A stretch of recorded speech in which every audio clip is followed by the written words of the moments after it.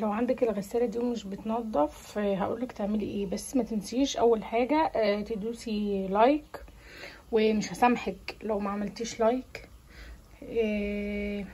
اللي تبخلوا عليا. يعني عايزة اقول لكم ان الغسالة دي بسم الله ما شاء الله الفوق اوتوماتيك انا بحبها اكتر من الاوتوماتيك، وبالذات لو ال جي. عايزه اقول لكم في برامج مشتركه بين الغساله دي وبين غسالات كتير تاني.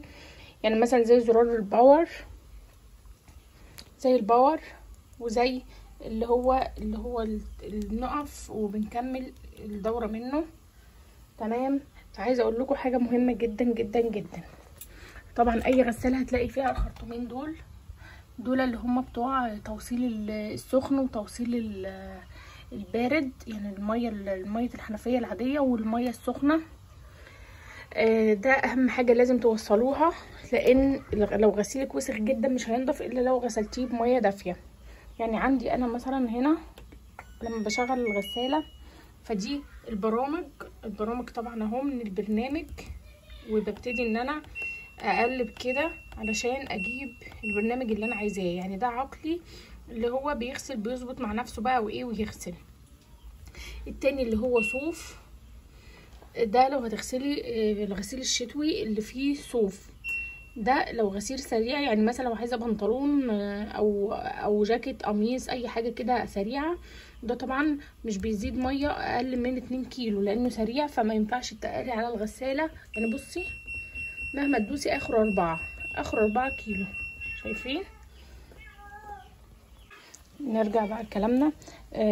ده لو هنغسل غسيل الجينز، وخدوا بالكم بتطلع الجينز تحفه ممتاز. يعني البنطلونات الجينز بتبقى حلوه جدا. ده لو عندك فيه الحاجات فيها وبره او فيها زي ايه كده منديل لازقه على الحاجات، فده هو اللي هيطلعه. ده الغسيل من غير صوت. وده بقى لو انتوا تظبطوا برنامج مثلا هتعملوا شطف واي حاجه تاني وهتدوسوا. يعني مثلا لو عايزين تعملوا غسل وتجفيف بس او شطف وتجفيف بس، وتدوسوا مفضله. وده لو هتعملي دوره التنظيف اللي هي بنعملها كل شهر، بحط خل هنا عادي، بحط خل وبعدين بشغل عليها كده. يعني بتبقى دي وبشغل كده اهو، بتبتدي بقى ان هي تسحب ميه، وبتملى طبعا ال10 كيلو، لان الغساله دي 10 كيلو بتملاها ميه، وتبتدي ان هي تعمل الدوره. تمام. حاجه تاني مهمه جدا جدا جدا، الجينز ده انا بستخدمه مش بس للهدوم الجينز، لا، هدوم الاولاد لما بتكون مش نظيفه فبظبط. لازم بتزودي، يعني تزودي الساعات. يعني مثلا لو عندك 5 دقايق 10 دقايق 12 ساعه تلت ساعه، 12 ساعه، فتدوسي على الازيد. يعني تدوسي على البرامج اللي هي الازيد، على الدقايق اللي هي الازيد. تمام. عندنا طبعا هنا البارد والدافي والسخن. السخن بغسل بيه الابيض القطن، والبارد بغسل بيه اي هدوم. خدوا بالكم من حاجه مهمه جدا جدا جدا مش بستغنى عنها، الكلوروكس. الكلوروكس ده هو اكتر حاجه طبعا لازم احطها مع الاريال. انا بستخدم طبعا برسيل او الاريال اللي انتوا بتفضلوه، بس بحط كلوروكس، لازم الكلوروكس بحطه. لو هدوم بيضة احنا ممكن ان احنا نعمل لها نقع. بمعنى هقول لكم ان مثلا بنشغل الغساله وفي عندنا غسيل بس. احلى حاجه في الغساله الفوق اوتوماتيك في كل حال من الاحوال لازم تشغلوا السخن، لازم توصلوا وصله السخن دي اللي هي الوصله دي، لازم تشغلوها. تمام.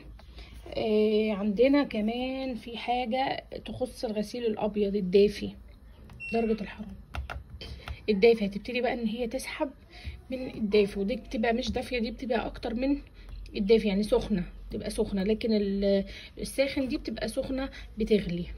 عندنا طبعا التجفيف القوي ده بالهواء، ده يعني ما انصحش حد يستخدمه كتير الا للضروره القصوى بس. عندنا طبعا الميه، ممكن نزود الميه في حاجه. اكيد البرامج دي مشتركه في غسالات كتير. يعني مثلا عندنا لما هنفتح الغساله تمام، واحنا مثلا هنغسل، ظبطنا مثلا هنغسل، هي بتبتدي بقى ان هي تلف علشان توزن الهدوم وتعرف هي هتشيل كام لتر ميه، او كام ميه يعني. تمام. فعندنا مثلا اهو احنا لقينا الميه قليله على الغسيل، واحنا بنحب هنزود الميه فعادي هنزود، واحنا شغالين بنغسل عادي هنزود الميه، نخليها مثلا 3 4 5 6 لغايه عندكم، لغايه مثلا 8 اقصى حاجه انا بستخدمها. ما بستخدمش ابدا 9 ولا 10 علشان بخاف ان انا اتقل على الغساله. لازم طبعا، هاتي يا بابا اجيب لك بو. لازم طبعا ان انا احافظ على الغساله علشان تعيش معايا اكتر فتره ممكنه، علشان ما تبصش. بس يا بابا علشان ما تبصش والحله تهبط، ما تقليش عليها. اغسلي كذا مره، مره 2 3 4، اغسلي كذا مره، بس ما تقليش على الغساله علشان تقعد معاكي اطول فتره ممكنه. كان في حاجه مهمه نسيت اقولها لكم، ان الغساله دي احلى حاجه فيها ان هي لو هتغسلي على غساله عاديه بره، ان انت ممكن عادي ان انت تشطفي وتجففي هنا. يعني مثلا اي غساله طبعا فيها برضو مشترك الشطف والتجفيف. تمام. هتلاقي هيظبط بقى على الوقت. ممكن انت بقى تزودي من هنا برضو الميه، بس ما تقليش على الغساله. تمام. عندي طبعا انا هو مثلا حطيت المفرش ده، حطيت المفرش بتاعي وابتدي ان انا هغسله. فانا هظبطه على العقلي. تمام. هشوف هيلف اهو علشان بيوزن الحاجه. الغساله بتوزن الحاجه الهدوم، وتبتدي ان هي تنزل ميه على قدها. يعني هي هنا اهو المفرش هياخد 3 ميه اهو، هياخد 3.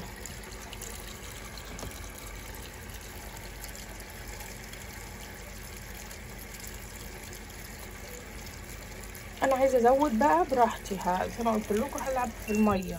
في دي اخليه مثلا 4، بس ما تنسوش ان انتوا كل ما تزودوا في الميه الساعات بتزيد.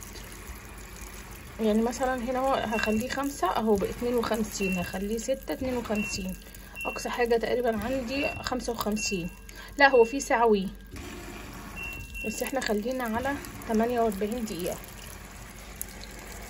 وهعمل ايه؟ هحط الاريال. احنا عادي نحطه في الغطا او نحطه على الهدوم. انا عن نفسي بحطه على الهدوم. قلت لكم ان انا بستخدم طبعا عادي مش اوتوماتيك.